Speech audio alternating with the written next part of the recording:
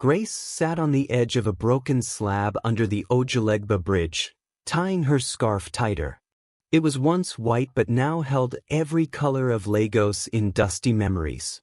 Beside her, 3-year-old Ella lay curled on a wrapper, sucking her thumb in her sleep. Her sandals had fallen off again, but Grace didn't bother. She had learned to pick her battles. People passed by in hurried steps, umbrellas bobbing over their heads like tiny floating tents. No one looked down at the slab where Grace and her daughter sat. And that was fine. After all, she was no longer part of their world. There had been a time, not too long ago, when she walked in high heels, her hand resting on her husband Daniel's arm as they laughed over roasted plantain in front of ShopRite. He would call her my queen, and she would pretend to blush, even though she loved it every single time. Daniel. She still whispered his name some nights. Not because she was still hoping he would return, but because saying it made her feel less invisible. He had died on a Sunday morning. A car accident, they said. A trailer lost its brakes, the news reporter explained on TV like he was reading numbers, not announcing the end of someone's world. Grace hadn't even heard the full report. She fainted when the officer gave her the news. Daniel's family came 3 days after the burial. They didn't hug her. They didn't sit down to eat the rice she had managed to cook with shaky hands. They came with 2 empty bags and their mother. The oldest brother, Edwin, was the one who said it. This death is not ordinary. There are powers behind it, he said, his voice loud enough to attract neighbors. Grace stared at them in silence, unsure what was happening. She still wore the black morning dress. Her fingers were stained with palm oil. She had been trying to make stew for Ella, who didn't understand why Daddy wasn't coming back. I warned Daniel about marrying a woman with no roots, Edwin continued. Now he's gone. And you want to sit in this house like it belongs to you. Grace remembered how she had laughed. A small, confused laugh that said, maybe I'm dreaming. But Edwin wasn't joking. They gave her 2 days to leave the flat Daniel had paid 3 years ahead for. And when she refused, they returned with people. Neighbors watched as Grace and Ella were dragged out like strangers in their own home. She cried, she begged, she screamed. But no one stepped forward. Daniel's people didn't leave her with a single cup. Not one plate. Only her daughter, a plastic bag with Ella's clothes, and the broken dignity of someone who once believed marriage meant safety. Grace had tried to fight. She visited the police. She called Daniel's old friends. She even went to his bank, hoping for a miracle. There was none. She moved into a friend's apartment in Mushin. A single room, crowded with loud cousins and cheap perfume. She slept on a mat with Ella pressed against her chest. But the friend grew cold quickly. Feeding 2 extra mouths was not part of the arrangement. Soon they were asked to leave. Then she lost her job. The private school she taught at said they were restructuring. Her salary had always been late, but it was something. The principal, a short, soft-spoken man with glasses that never stayed on his nose, couldn't look her in the eye when he told her. She walked out of the office with her ID card still hanging from her neck, as if it would convince anyone that she was not meant to be jobless. Lagos didn't care. One less teacher was not a tragedy. That's how Ojuelegba became home. At first, she tried to make it temporary.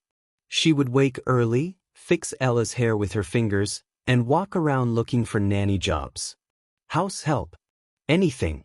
People liked her when she spoke. She had a gentle voice. She smiled with her eyes. But when they saw Ella trailing behind her, most people shook their heads. No space. Try again next week. This is Lagos, madam. Everyone is managing. Sometimes she cried in the public toilet at the park. Sometimes she didn't even have the 50 Nigerian nairas to pay for entry.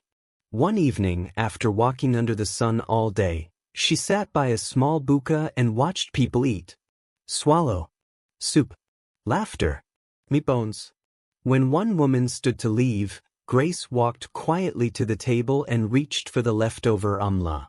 She didn't care anymore. "Mad woman," the waitress shouted. "Get away from here."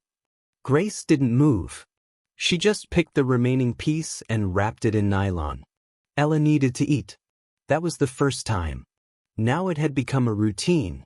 She waited near eateries and bukas, hoping someone would leave a little food. She had no shame anymore. Just fear. Fear of what would happen if Ella went to sleep again with an empty stomach. The child never complained. "Mummy, are we going to our house today?" Ella would ask, her big eyes hopeful. "Soon, my love," Grace would whisper. "Very soon." Then she would sing softly, a tune her own mother used to sing. "Sleep, my baby, sleep so sweet, angels guard your tiny feet." She didn't know where the strength came from. Maybe from the warmth of Ella's small fingers. Maybe from the echo of Daniel's laugh still hiding somewhere inside her. But every day she stood up. She begged. She endured. And at night, when Ella had slept, Grace would stare at the sky through the gap in the bridge above her and whisper a quiet prayer. Not for money, not even for a house, just for a second chance. She didn't know that someone was watching. Someone who would change everything. But for now, all she had was her child and the rain. Grace sat by the corner of the eatery at Maryland Junction, eyes fixed on the door. The smell of jollof rice and fried chicken taunted her, but she had trained herself not to react anymore. She wasn't there for herself. She was waiting for someone to leave food behind. People walked in and out, dressed in clean clothes, holding nylon bags full of takeaways. Some glanced at her, most didn't. One woman, in high heels and a tight office dress, wrinkled her nose when she saw Ella. "Such a pity," the woman muttered, loud enough for Grace to hear. Then she walked away, tapping at her phone screen. Grace shifted her wrapper, using one edge to wipe the corner of Ella's mouth. The girl hadn't eaten all day. Her eyes were dull now, the kind of dull that made Grace's heart skip. Something wasn't right.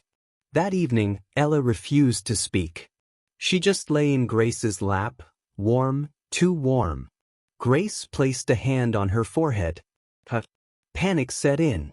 She scooped Ella up and rushed down the street, almost colliding with a motorcyclist. "Ah, madam, you want die?"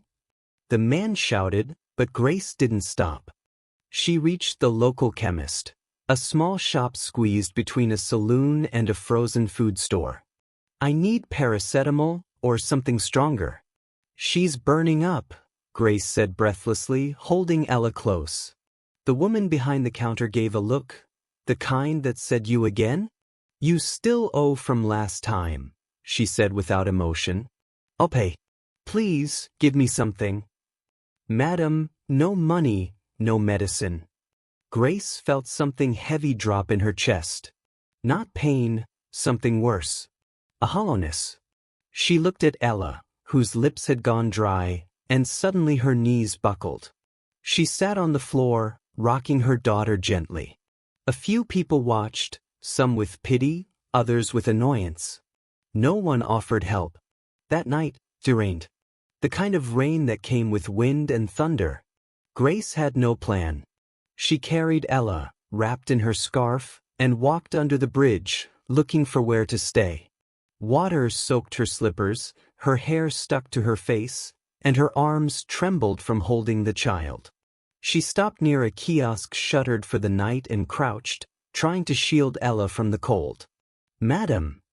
The voice startled her. She turned.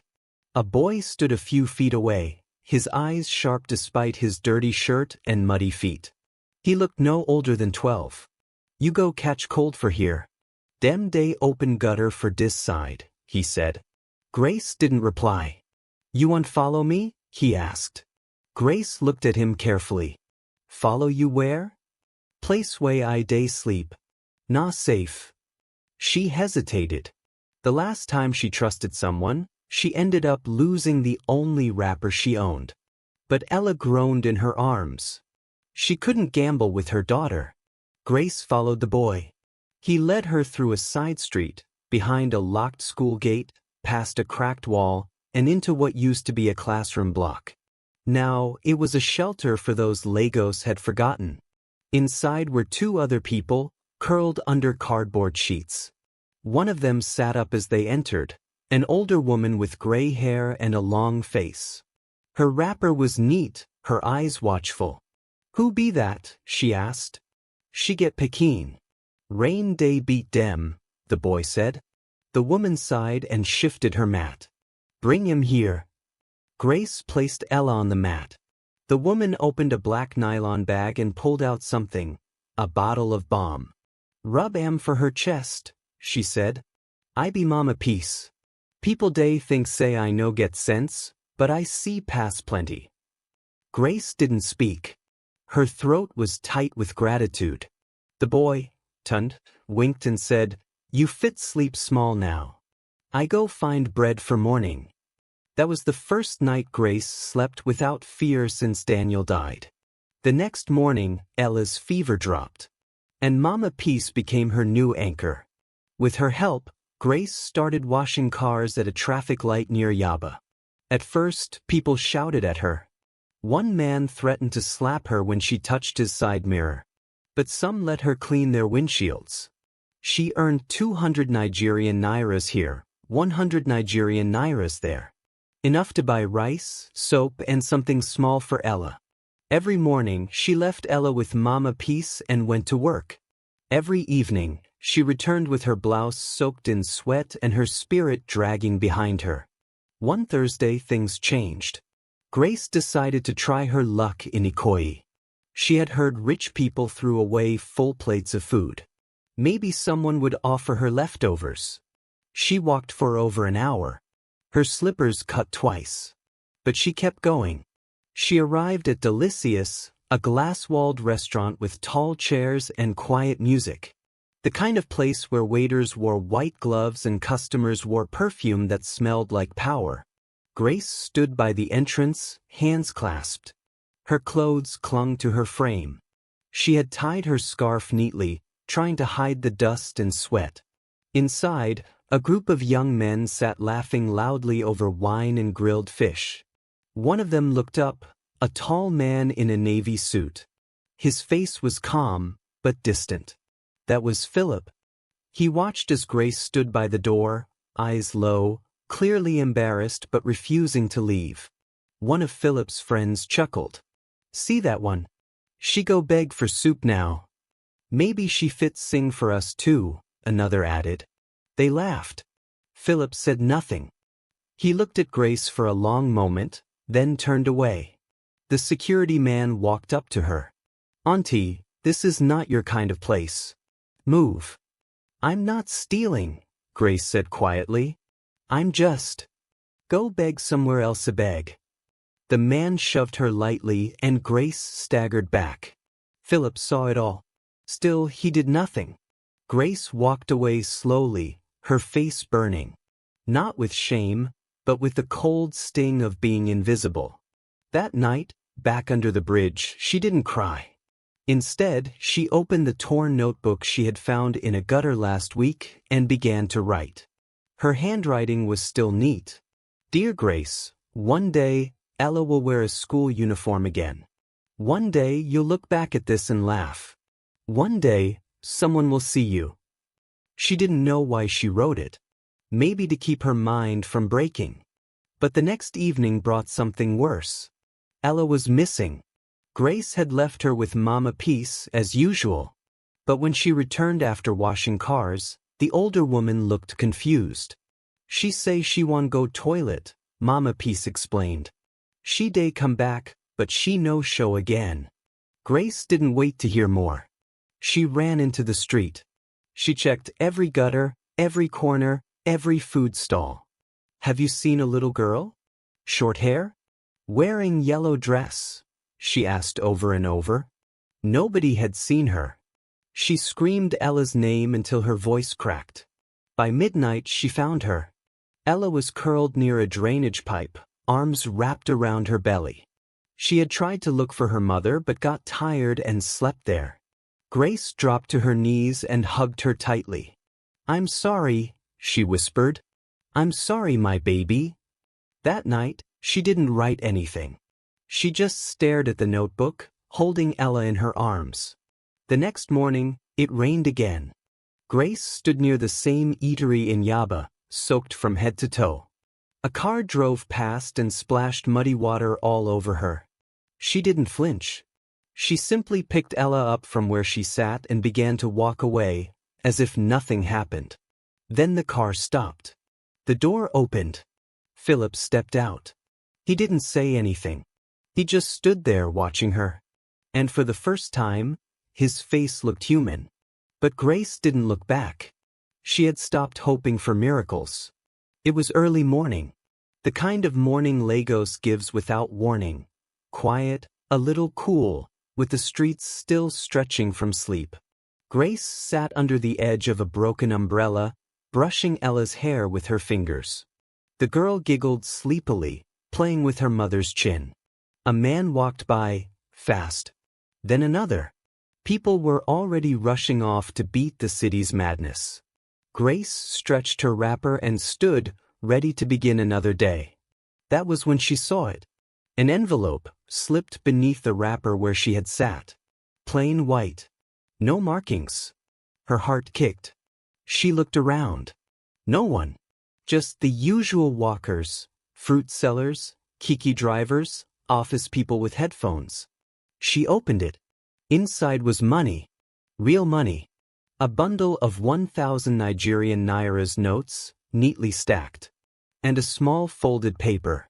She glanced around again. Still no one. She opened the note. "Use this." No strings attached. Her fingers trembled. Grace counted the money slowly, her eyes wide.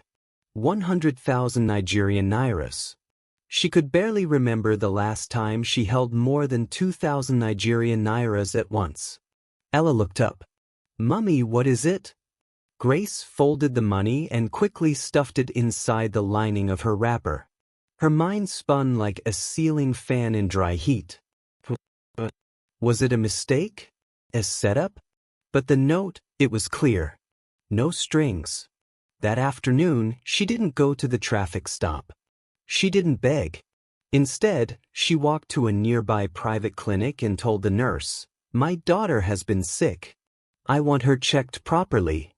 For the first time, no one looked at her like she was a nuisance.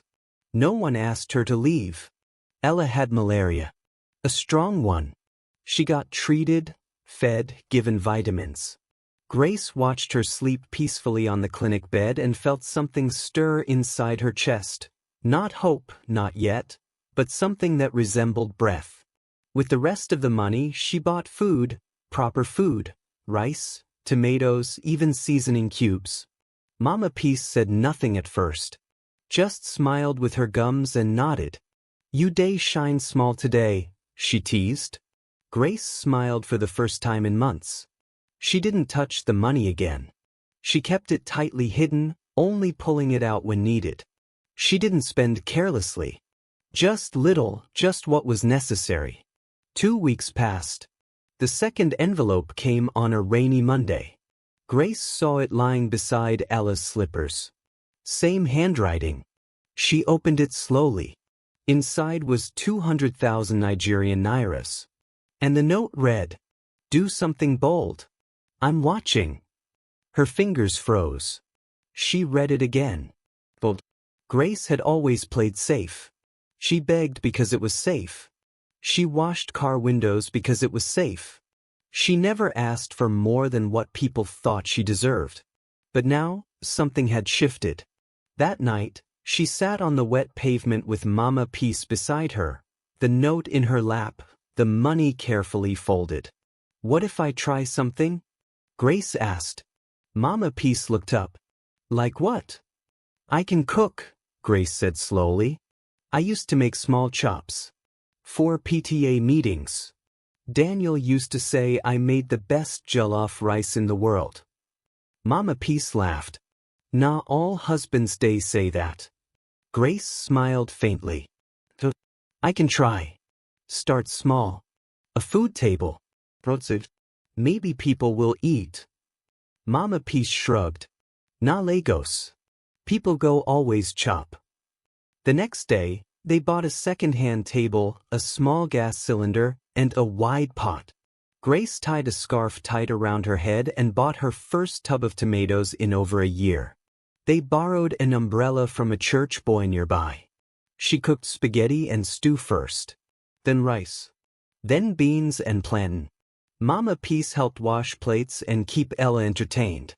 The first 2 days were slow. Passers-by looked but didn't stop. Some called her teacher, remembering her face from somewhere. By the 4th day, one taxi driver bought food. "Madam, your beans they talk," he said, licking his hand. The next day, he brought 2 friends. A week later, a nurse came by. By the 2nd week, office workers from nearby shops started stopping by to buy lunch. Word spread. There was something about the taste, not just the pepper or seasoning, but the care. The food had memory. It reminded people of home. Grace's hands moved like fire. She barely sat. She cooked, stirred, served, cleaned, laughed, even danced when someone praised her moi. She slept less, but her smile returned. People began calling the stall Madame G's place. Even Ella started helping, standing on a stool to pass change, saying, "Thank you, sir," with pride. Then one day, a quiet man in a gray suit came to buy beans and dodo.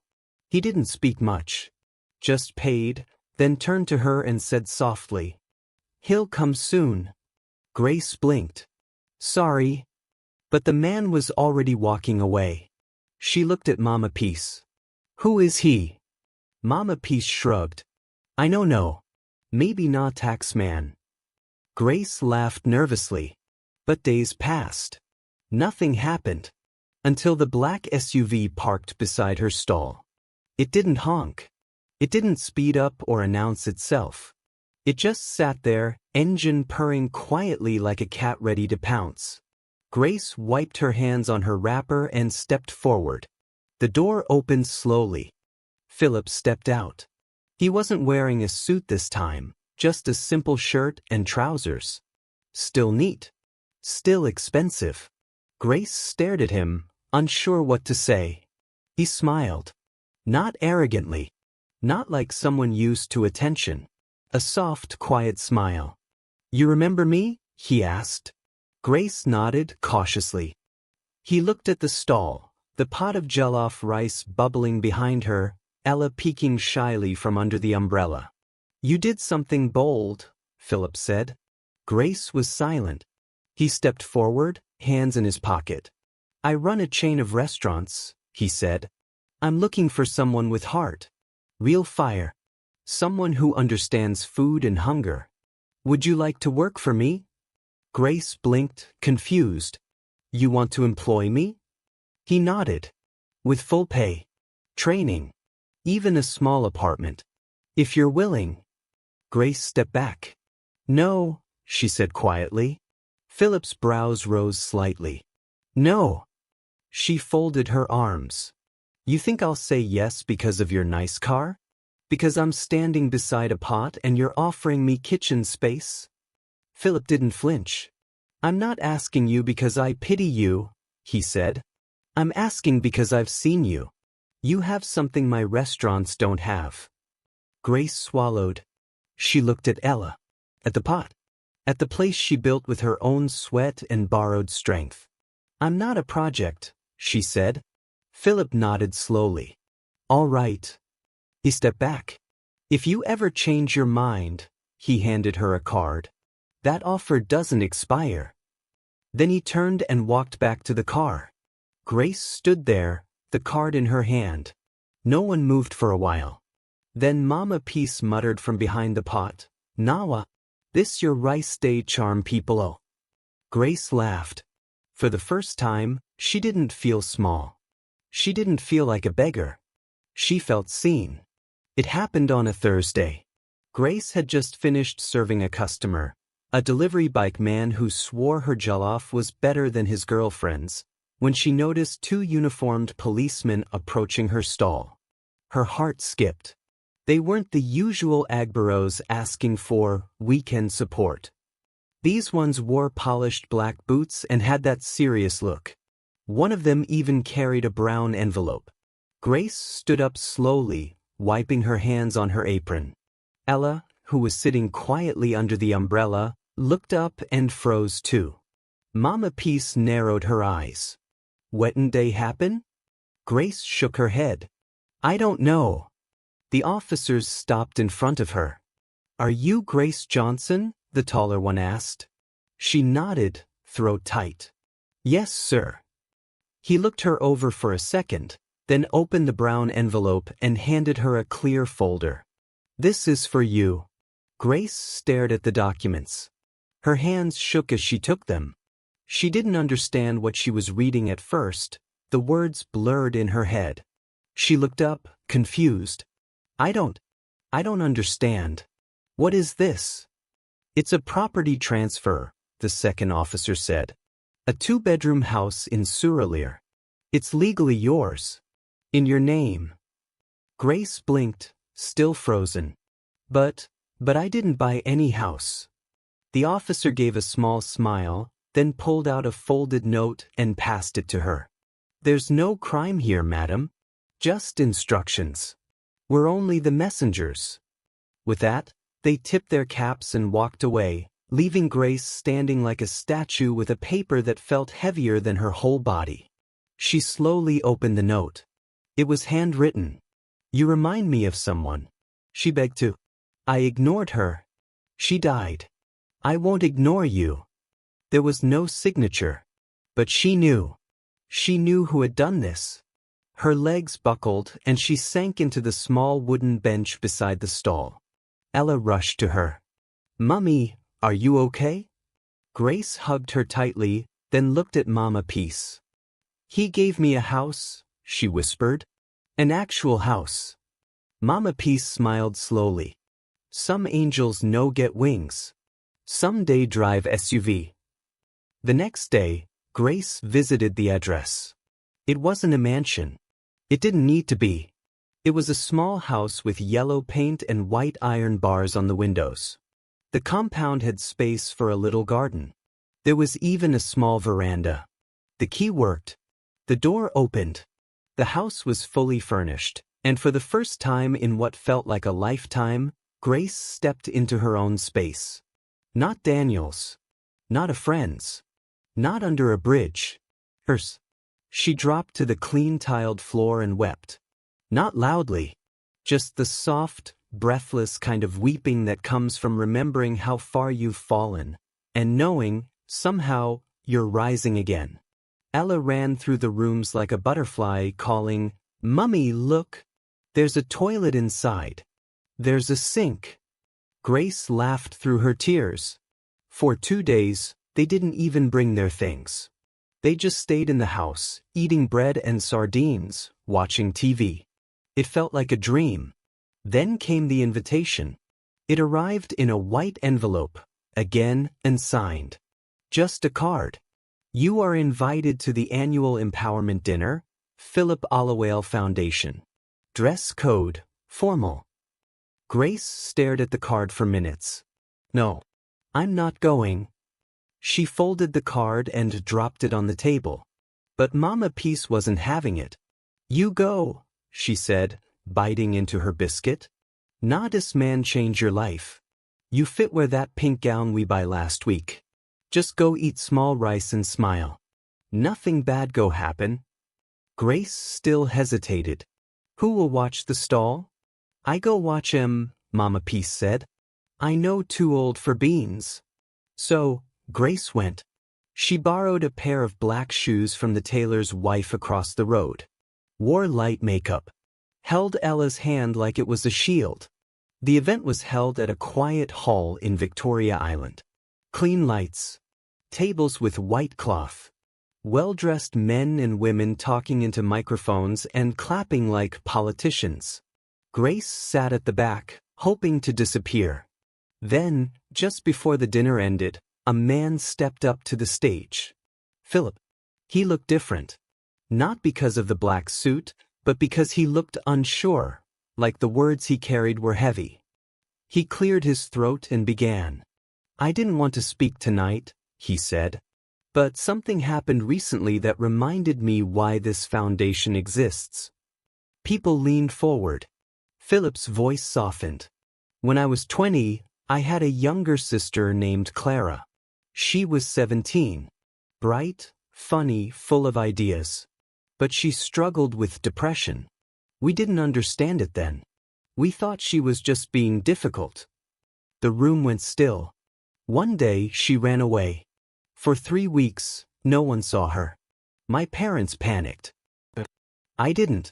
I thought she was seeking attention. I told them she'd be back. He paused, looking down at the floor. She didn't come back. People whispered quietly. Some bowed their heads. She was found under a bridge. Her body. Overdose.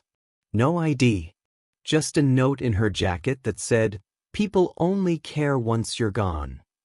Someone in the hall gasped softly. Philip raised his eyes. I was the last person she called before she died. I didn't answer. Silence. But some weeks ago I saw a woman. A woman standing outside a restaurant with a child who looked like they hadn't eaten in days. My friends laughed. I didn't. Because I remembered Clara. The day she begged for help at a mall, and I walked past her. He looked directly at the crowd. I helped this woman. Not because I'm kind. Not because I'm generous. But because I was guilty. Because I missed my chance once. And I swore I wouldn't again. He stepped back from the microphone, his hands trembling. From the back of the hall, Grace's eyes were wet. Not from pity. Not from sympathy. But because for the first time, she understood. Philip hadn't saved her. They had saved each other. And somewhere, somehow, Clara's voice had echoed through that moment. Grace stood, held Ella's hand tighter, and smiled quietly to herself. The kind of smile that grows from brokenness, but blooms anyway. It started with the small things. A bigger pot. A second table. A fresh signboard with clean white letters. Madam G's kitchen. Grace didn't plan it. She just kept showing up. Every morning, she lit her stove before the sun woke properly. Every afternoon, she stirred stew while Ella sat by the corner doing her homework. People came. Then more people. A man from a local market association approached her one day. He offered her a permanent spot in a proper stall, one with walls, a roof, and space for chairs. She signed the papers with shaking fingers. Mama Peace will be my manager, she told the man. He laughed. Are you serious? Very. And just like that, Mama Peace was promoted. She wore her new apron like a queen. Customers loved her sharp tongue and fast hands. She became famous for shouting at customers who ordered too slowly. Ella, now in a clean school uniform, carried a lunchbox and a water bottle every morning. She had friends. She had pencils. She had a future. Grace sometimes stood in the middle of her stall after closing time, the smell of fried plantains still in the air, and just breathed. Nothing else. Just deep, long breaths. Like someone relearning how to live. Then, one Friday afternoon, Philip returned. Not with an envelope this time. With a file. He didn't come with bodyguards. No SUV. Just him, in a navy shirt, calm as always. Grace met him outside the stall, hand still holding a spoon. You again, she said with a small smile. Philip smiled too. May I sit? They sat by the plastic chair near the stall. He opened the file and placed a pen on top. What's this? Grace asked. A contract, he replied. My company wants to include your recipes in our new home-cooked food brand. Not just one dish, the whole line. We'll market them with your name, and I want you to have part ownership. Grace stared at the papers. He continued, You'll have full control over the recipes, you'll earn from every sale, and you'll sit in every board meeting if you choose. Grace blinked, stunned. Why me?